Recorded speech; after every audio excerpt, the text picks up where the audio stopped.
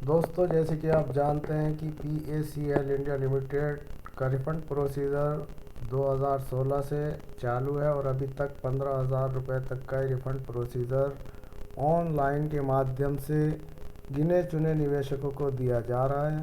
Hello friend, welcome back to my channel. मैं US Khan और आप देख रहे हैं हिस्ट्री न्यूज़ TV। जैसे कि आप जानते हैं कि PACL से पीड़ित आपकी तरह मैं भी एक पीड़ित हूँ। मेरा भी यहाँ पर पैसा लगा हुआ है और हमने एड़ी चोटी का जोर लगाकर बैड एक्ट 2019 लागू करने की एक मुहिम चलाई थी और सरकार ने बैड एक्ट 2019 लागू भी किया और उसमें सभी चिटफंड कंपनियों के बॉन्ड सबमिट किए गए और फार्म पर लिखा गया था कि 180 दिन के भीतर भीतर निवेशकों का पैसा विद ब्याज के लौटा दिया जाएगा। और संकलन में बहुत कुछ लिखा था कि देनदारी से 3 गुना पैसा भरिए। तो दोस्तों, जब आप जानते हैं कि 2014 और 13 में ये कंपनी सेबी विभाग यानी भारतीय प्रतिभूति नियामक बोर्ड के द्वारा बंद कर दी गई थी और इसका प्रोसीजर सेबी विभाग के हाथ में दे दिया गया था और RM लोढ़ा जी चीफ जस्टिस को इस कंपनी की प्रॉपर्टी बेचने के लिए लगाया गया था। अब दोस्तों, आज 2023 भी ख़त्म होने को आ चुका, लेकिन निवेशकों का पैसा नहीं मिल पा रहा है। इसका मुख्य कारण क्या हो सकता है? तो दोस्तों, इसका मुख्य कारण स्पष्ट है कि सरकार निवेशकों का पैसा दबा कर बैठी है। एक ही कंपनी PACL के 49,100 करोड़ रुपया, एक बार सोच कर देखिए कि कितनी बड़ी रकम गवर्नमेंट अपने पास लेकर बैठी है और उन गरीब निवेशकों की, जो गरीब निवेशक रेहड़ी पट्टी झुग्गी झोपड़ी किनारा की दुकान मंझले किसान और उच्च वर्ग निम्न वर्ग सब ने इस कंपनी में अपना पैसा लगाया था अपनी हैसियत के अनुसार। अब दोस्तों, जैसे कि आप जानते हैं कि जब किसी कंपनी में पैसा लगता है तो लोग अपना वहीं पर रिटर्न करते रहते हैं। आपकी समय अवधि पूरी हो गई, आप फिर इसको उसी में डालते रहते हैं।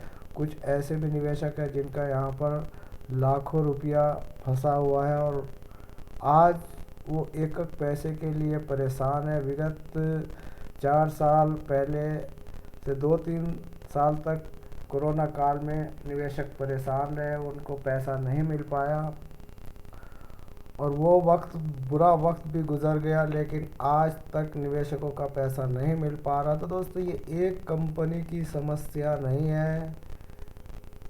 देश में 300 से ज़्यादा ऐसी बहुराष्ट्रीय कंपनियां जिनका लाइसेंस भारतीय सरकार ने दिया, भारत सरकार ने दिया और गाइडलाइन के हिसाब से निवेशकों से पैसा इकट्ठा किया और एजेंटों के माध्यम से ये पैसा इकट्ठा किया गया एक लीगल प्रोसीजर के साथ। और उनके एजेंटों और कर्मचारियों ने जो इस PACL में लगे हुए थे उन पर TDS भी लागू किया जाता था भारत सरकार द्वारा। वो TDS भी 2007 से देना शुरू कर दिया था। 2014 तक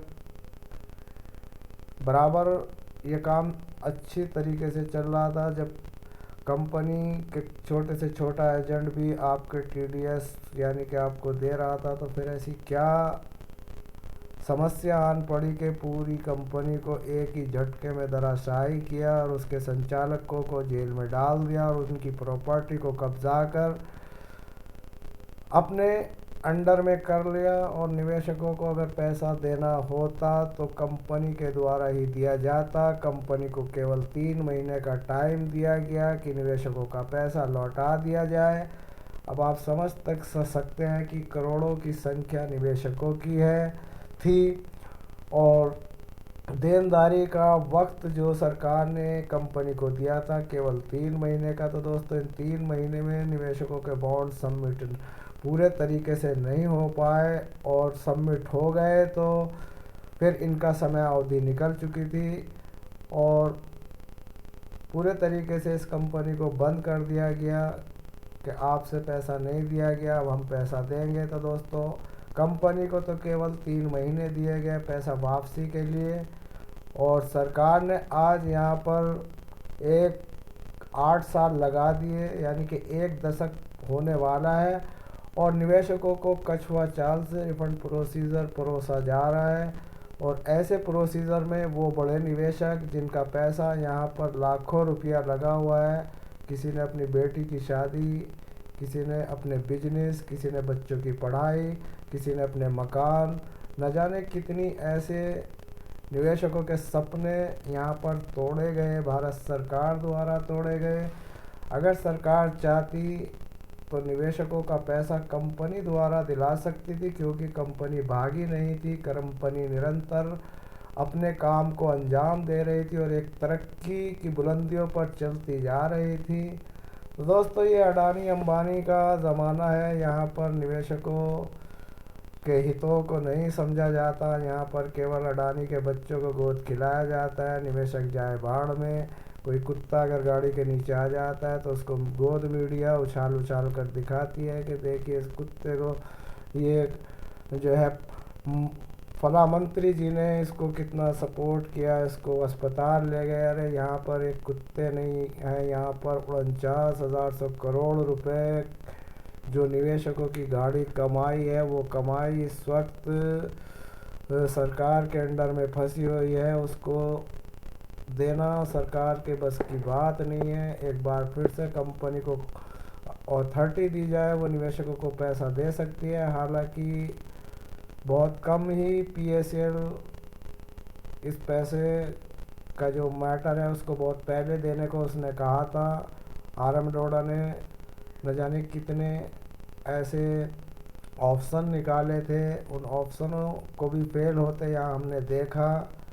या दोस्तों ये एक बहुत लंबा मैटर है, और इस मैटर को आप तक हम कब पूरे तरीके से अगर समझाएं तो RM डोडा ने एक प्रपोज़ल निकाले थे, तमाम कंपनियों ने उनको उन प्रपोज़लों को भरा था कि हम इस कंपनी का पैसा फला फला टाइम तक दे सकते हैं। PSL ने भी कहा था कि हम भी अपने निवेशकों को जो 29,000 करोड़ की देनदारी है वो हम वापस कर देंगे। उन्होंने केवल 2 वर्ष का टाइम लिया था, और अपनी पूरी तरीके से जो उनका टारगेट पैसे देने का था वो बताया था कि हम पहले साल में इतने निवेशकों को इतना करोड़ देंगे और अगले साल इतने निवेशकों को इतना करोड़ देंगे। लेकिन सेबी विभाग की तरफ से ऐसा कुछ नहीं है, यहाँ पर केवल अंधेरी नगरी चौपट राजा है। 5,000 10,000 वाला यहाँ पर प्रोसीजर चला हुआ है। न जाने कितने निवेशक अपने पैसे की आस को लेकर शोर सिधार गए। तो दोस्तों यहाँ पर उनके नौमी भी परेशान हैं, उनके बच्चों को भी पैसा नहीं मिल रहा। न जाने कितनी ऐसी यहाँ पर परेशानियाँ हैं जो निवेशकों के सम्मुख हैं, और उन परेशानियों को देखते हुए भारत सरकार पर उंगली उठाना लाजमी है, क्योंकि भारत सरकार को सोचना चाहिए कि 5,85,00,000 निवेशकों का 49,000 करोड़ रुपया कोई हराम का पैसा नहीं था, उनकी मेहनत की गाड़ी कमाई थी। और वो गरीब निवेशक जो तन पेट काट कर इसमें जमा करते थे, तो आज उनका तन भी काट दिया और पेट भी काट दिया, और केवल प्रोसीजर के नाम पर उनको झुनझुना हाथ में थमा दिया। तो दोस्तों ये इस वक्त प्रोसीजर के हालात हैं, आगे क्या हालात बनेंगे वो भी आप तक लेकर आएंगे। धन्यवाद। जय हिंद, जय भारत।